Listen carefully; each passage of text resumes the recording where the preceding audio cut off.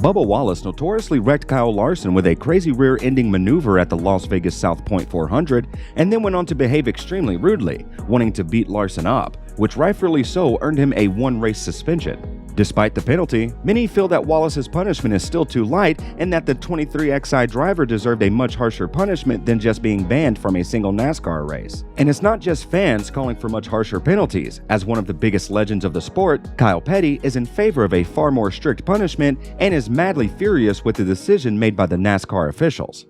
So what is Kyle Petty really suggesting? How has Bubba Wallace responded?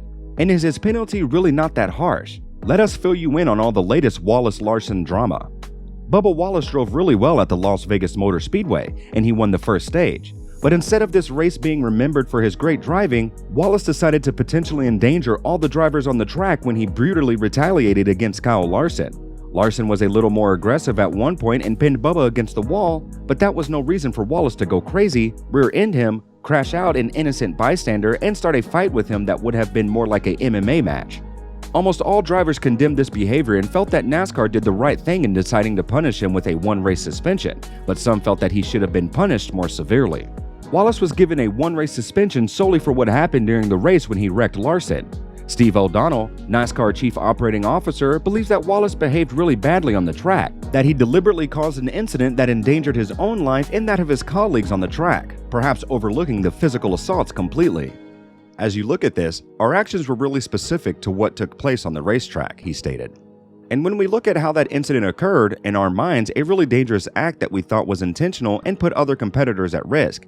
As we look at the sport and where we are today and where we want to draw that line going forward, we thought that definitely crossed the line, and that's what we focus on in terms of making this call, concluded the NASCAR chief.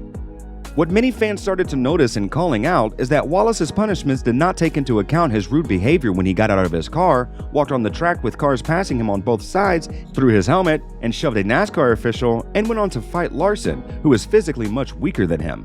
Larson did not want to deal with him physically and behaved like a true gentleman, although he was visibly angry about this behavior of his colleague. And it's because these kinds of outside-the-car antics are not more severely punished, many drivers are disappointed with Kyle Petty leading the charge, a man who finished 5th in the NASCAR standings twice in his career. Petty was really furious during the interview he gave to NBC because he couldn't believe that Wallace was only punished with a one-race suspension for his incredibly stupid and rude moves in Las Vegas. According to him, the 23XI driver should have been suspended for the rest of the season because he obviously deliberately caused an incident on the track, attacked Larson, and showed no remorse for everything. Petty is really disappointed and angry with Wallace and finds his excuses ridiculous and is especially disappointed with his actions due to the fact that Bubba drives for a team co-owned by Denny Hamlin, a title contender who has repeatedly spoken out about driver safety on the track. He should have been suspended for the rest of the year, Petty said. He drives for Denny Hamlin, who has been vocal about safety.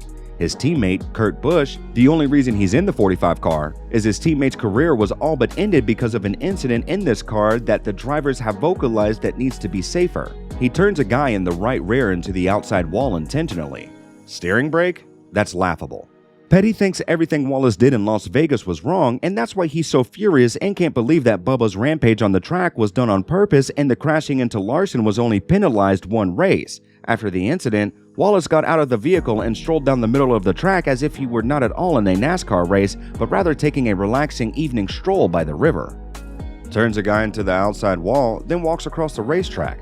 First you intentionally wreck somebody, that's a suspension. He's walking across the racetrack and cars are going by him on both sides. That's not safe, that should be another suspension. He then decided to play Mike Tyson and make fun of Larson.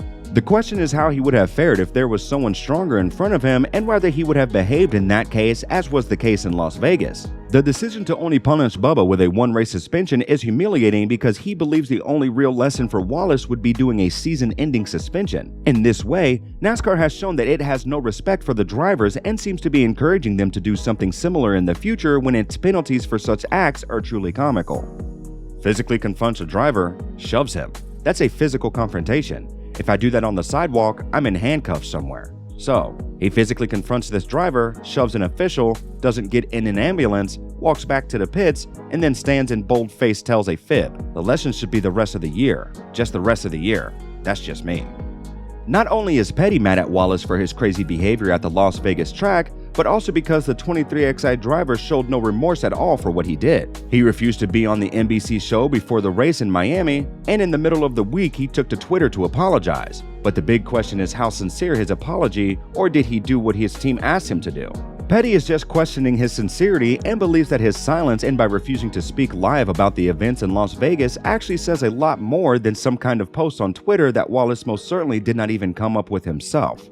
Petty commented on the aforementioned post in an almost cynical way, showing how disappointed he was by the unbearable silence of Wallace and his team. This performance by Wallace and the crew was ironically welcomed on social networks. I applauded Bubba, and I applaud 23XI for putting this out. But in a world, and I'm cynical, so let's just go ahead and say that, in a world of social media where we post everything, silence sometimes says more than the words that are written, and we have heard nothing from Bubba Wallace since this incident happened. Petty is angry that no one has come out publicly about what Wallace did. After the suspension decision was announced, current NASCAR driver and team co-owner Denny Hamlin, who expected this decision by NASCAR, finally came out publicly. He is glad that Hamlin spoke up, but he is disappointed that they did not publicly condemn the behavior of their driver earlier and remained silent as if nothing serious had happened. It wasn't until after Wallace was suspended that we got to hear what they thought of his embarrassing on and off track in Las Vegas. We have heard nothing publicly until yesterday. Denny Hamlin finally spoke up, and kudos to Denny Hamlin for speaking up on behalf of 23XI, but the silence from that camp has been deafening. Hamlin is a much more experienced driver than Wallace, but he believes that the driver of the team he co-owns with legendary Michael Jordan made a big mistake that will hurt him and the whole team.